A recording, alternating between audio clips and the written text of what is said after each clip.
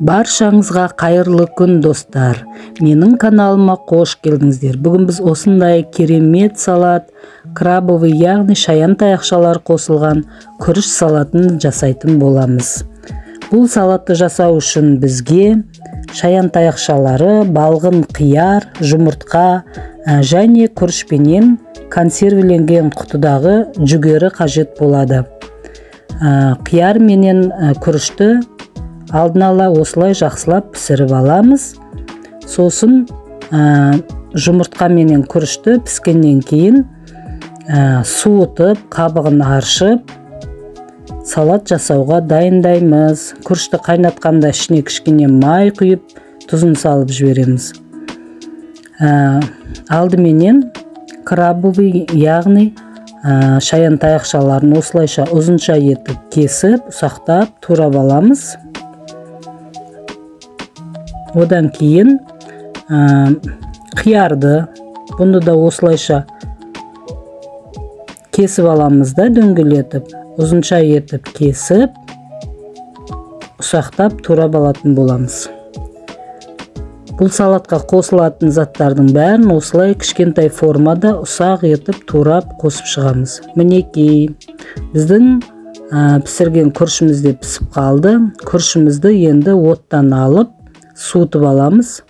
Оған дейін күрішіміз суығанша жұмыртқамызды осылайша ұсақтап турап салатымызға қосатын боламыз. Жұмыртқаның ішіндегі сарысын да осылайша қолменен майдалап салып жібереміз.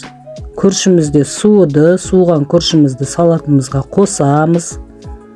Осы табақтағы барлық заттарды кішкене тұз салып жіберіп, салаттың мөлшеріне қарай осылай жақсылап бәрін араластырып шығамыз.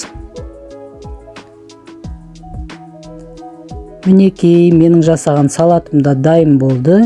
Енді дастарханға апару үшін тарелкаға салып, майонезбен араластырып, майонез қосып, оны жақсылап араластырып,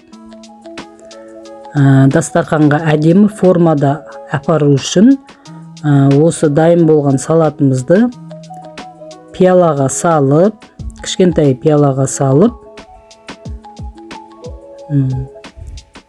одан соң оны тарелкаға, пиаладағы салатымызды аударып, әдемі формаға келтіріп аламыз. Сосын осы салатымыздың үстін ас көктерменен бұлайша безендіріп қоямыз. Мінекей, біздің салатымыз дайын болды.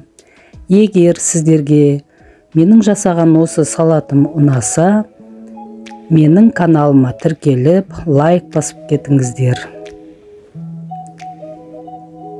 Сау болыңыздар.